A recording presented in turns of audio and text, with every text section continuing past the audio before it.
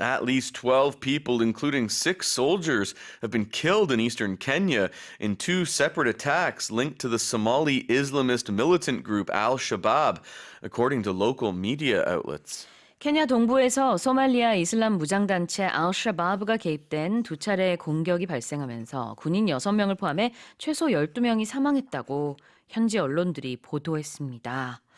이슬람 무장단체, 이 무장단체를 영어로는 뭐라고 할까요? What's the term used here to describe al-Shabaab? Ooh, an Islamist militant group. Militant group. So these are groups of people, groups that use violence, and they're doing it to try and achieve social or political change, regime change in a country, and they act a little bit like armies.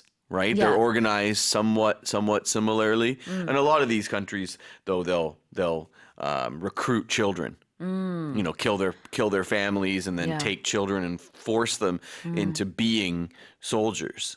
And al-Shabaab is known for doing that. 아, 그렇군요. 알샤바브는 그러니까 소말리아의 그 이슬람 무장 단체라는 겁니다. It's an Islamist militant group from Somalia, and they are known to recruit children. 이런 Yes. 얘기를 해주셨어요. 그러니까 아이들도 강제로 이제 모집을 하는 그런 무장 단체로 알려져 있군요. Recruit might not sometimes be the right word, but force. They force Yeah. children into that because they burned down They their villages. forcefully recruit children. Yes, that's a better way to say Yeah. it. Sure. And we're going to look at that term again later on. No, actually, is it later on? I think in the show today. It was somewhere, I believe. We'll get to that in a short while. Okay. 자, 그래요. 이 케냐에서, but this is, you mentioned it's from Somalia, but this happened in Kenya, so it looks like they're moving. It's right on the border. Right, like, you look it up. It's right in the northeastern corner of Kenya. 이 무장단체는 소말리아 단체인데 이번에 있었던 2차례 공격은 케냐에 있었군요. 이제 국경지대에 있었다고 합니다. Al-Shabaab they've done suicide bombings and bombings in that region in Kenya before as well. Yeah.